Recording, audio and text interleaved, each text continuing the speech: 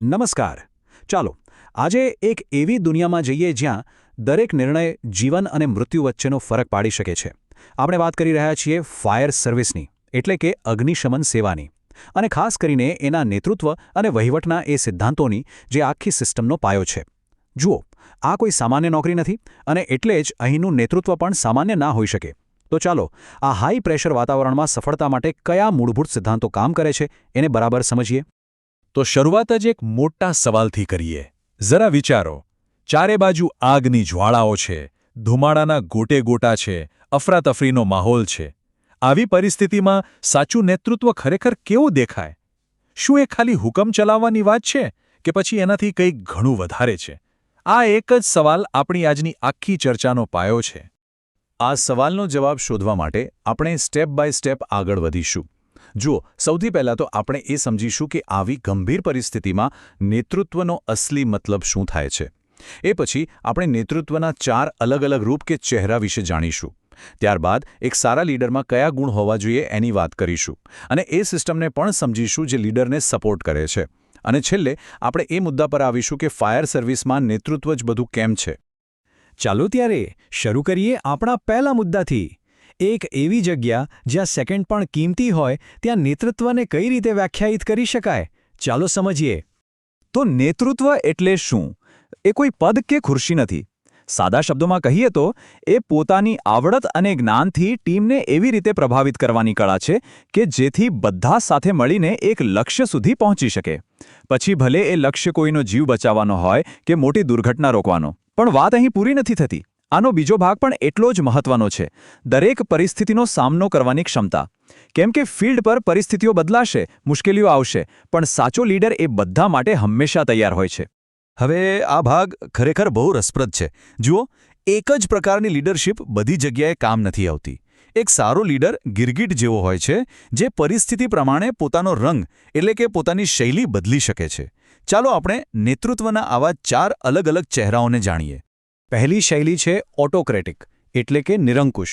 હા, શબ્દ સાંભળીને થોડું નેગેટિવ લાગે, પણ ફાયર સર્વિસ જેવી જગ્યાએ આ ખૂબ જ જરૂરી છે.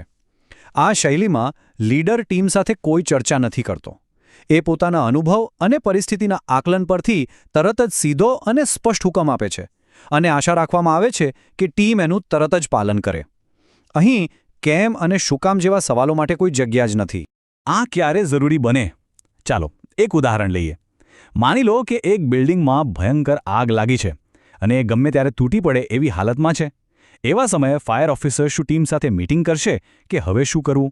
ના, એની પાસે એટલું સમય જ નથી.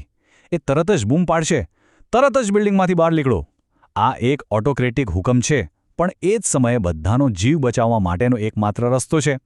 જ્યારે સમય ઓછો અને જોખમ વધારે હોય ત્યારે આ શૈલી જ કામ લાગે છે.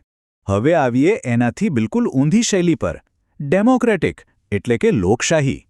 આ શૈલીમાં લીડર બોસ નથી બનતો, પણ ટીમનો એક ભાગ બને છે. તે એકલો નિર્ણય નથી લેતો. એ પોતાની ટીમના લોકો સાથે બેસે છે, ચર્ચા કરે છે, એમના વિચારો સાંભળે છે, અને પછી બધાની સહેમતીથી કોઈ નિર્ણય પર આવે છે. આનાથી શું થાય? ટીમનું મનોબળ વધે છે, અને દરેકને લાગે છે કે એમનો અભિપ્રાય પણ મહત્વનો છે. આ શૈલી ક્યાં કામ આવે? દાખલા તરીકે, ફાયર સ્ટેશન પર આવતા મહિનાનું ટ્રેનિંગ શેડ્યુલ બનાવવું છે. અહીં કોઈ ઇમરજન્સી નથી. તો ઓફિસર બધા જવાનોને બોલાવીને પૂછી શકે છે કે કયા વિષય પર વધુ ટ્રેનિંગની જરૂર છે, કયો સમય બધા માટે સારો રહેશે. આમ કરવાથી જે શેડ્યુલ બનશે એ બધાને ગમશે અને બધા મન લગાવીને ટ્રેનિંગ કરશે. અહીં ડેમોક્રેટિક રીત શ્રેષ્ઠ પરિણામ આપે છે. ત્રીજી શૈલી છે વેરિયેબલ, એટલે કે પરિવર્તનશીલ. આ એક સારા લીડરની સૌથી મોટી ઓળખ છે: અનુકૂલન સાધવાની ક્ષમતા. ફાયર ફાઇટિંગ કોઈ સ્થિર કામ નથી. ત્યાં પળવારમાં બધું બદલાઈ શકે છે. એક લીડર જે એક જ પ્લાનને પકડી રાખે એ ક્યારે સફળ ના થાય. પરિવર્તનશીલ લીડર સતત પરિસ્થિતિ પર નજર રાખે છે અને જેવી જરૂર પડે તરત જ પોતાની રણનીતિ અને હુકમ બદલવા તૈયાર રહે છે. આનું એકદમ જીવંત ઉદાહરણ જોઈએ. માની લો કે ટીમ એક તરફથી આગ ઓલવી રહી છે અને અચાનક જ પવનની દિશા બદલાઈ જાય છે અને આગ બીજી તરફ ફેલાવા લાગે છે. હવે જો લીડર જડ હશે તો એ જૂની યોજના પર જ ચાલતો રહેશે અને નિષ્ફળ જશે. પણ એક સ્માર્ટ, વેરિયેબલ લીડર તરત જ પરિસ્થિતિને સમજી જશે અને ઓર્ડર બદલશે. એ તરત જ ટીમને કહેશે કે પોઝિશન બદલો અને બીજી દિશાથી પાણીનો મારો કરો. આ જ નાનકડો ફેરફાર સફળતા અને નિષ્ફળતા વચ્ચેની રેખા દોરે છે. અને ચોથી શૈલી છે લેસે ફેર. આ એક ફ્રેન્ચ શબ્દ છે જેનો મતલબ થાય છે એમને એમની રીતે કરવા દો. આ શૈલી ત્યારે અપનાવવામાં આવે છે જ્યારે તમારી ટીમમાં ખૂબ જ અનુભવી અને કાબેલ લોકો હોય. અહીં લીડર દરેક નાની વાતમાં માથું નથી મારતો. એ પોતાની ટીમ પર વિશ્વાસ મૂકે છે અને એમને એમનું કામ પોતાની રીતે કરવાની આઝાદી આપે છે. આનાથી એક્સપર્ટ લોકોને પોતાની આવડતનો પૂરેપૂરો ઉપયોગ કરવાનો મોકો મળે છે. દાખલા તરીકે સ્ટેશન પર એક સિનિયર ફાયરમેન છે જે વર્ષોથી બ્રીધિંગ એપરેટસ સેટ એટલે કે BA સેટનું કામ સંભાળે છે. એ એના દરેક પાર્ટને ઓળખે છે. તો ઓફિસર એને વારંવાર સૂચના આપવાને બદલે BA સેટની જાળવણીની આખી જવાબદારી એના પર છોડી દે છે. ઓફિસરને ભરોસો છે કે આ કામ એનાથી સારું કોઈ નહીં કરી શકે. આ છે લેસે ફેર શૈલી, જે અનુભવ અને વિશ્વાસ પર ચાલે છે. તો આ 4 અલગ શૈલીઓ તો આપણે જોઈ, પણ આ શૈલીઓનો ઉપયોગ કરવા માટે લીડર પોતે કેવો હોવો જોઈએ, એનામાં કેટલાક મૂળભૂત ગુણ હોવા ખૂબ જ જરૂરી છે. આ એ ગુણ છે જે એનું ચારિત્ર્ય બનાવે છે અને જેના કારણે જ ટીમ એના પર આંખ બંધ કરીને ભરોસો કરે છે. ચાલો જોઈએ એ ગુણો કયા છે. એક આદર્શ લીડર આ ગુણોથી બનેલો હોય છે. સાહસ અને નિર્ણય શક્તિ તો જોઈએ જ, એના વગર તો ચાલે જ નહીં, પણ સહનશીલતા જેવા ગુણ વિશે વિચારો. આ ખાલી શારીરિક થાક સહન કરવાની વાત નથી, પણ ભયંકર માનસિક દબાણમાં પણ શાંત અને સ્થિર રહેવાની ક્ષમતા છે. એવી જ રીતે ન્યાય એ સુનિશ્ચિત કરે છે કે ટીમમાં કોઈની સાથે ભેદભાવ ન થાય. આ ખાલી શબ્દો નથી, આ એ પાયાના પથ્થરો છે જેના પર ટીમનો વિશ્વાસ ટકેલો હોય છે. અત્યાર સુધી આપણે લીડર અને એના ગુણોની વાત કરી, પણ એક લીડર એકલો નથી હોતો. એની પાછળ એક આખી સિસ્ટમ કામ કરે છે. તો હવે આપણે એ સિસ્ટમના 2 સૌથી મહત્વપૂર્ણ પાયા, ફરજ અને વહીવટ વિશે વાત કરીશું. આ એ માળખું છે જે એક સારા લીડરને કામ કરવા માટેનો મજબૂત આધાર પૂરો પાડે છે. આ 2 શબ્દો, કર્તવ્ય અને અનુશાસન, ઘણીવાર એક જેવા લાગે, પણ એમની વચ્ચે બહુ મોટો ફરક છે. કર્તવ્ય એટલે કે ડ્યુટી એ અંદરનો અવાજ છે, તમારા અંતરાત્માનો આદેશ કે મારે આ કરવું જ જોઈએ કારણ કે એ સાચું છે. આ એક અંદરની પ્રેરણા છે.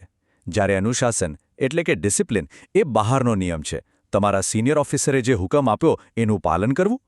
એક સાચો ફાયર ફાઇટર એ છે જેના માટે કર્તવ્ય પહેલાં આવે.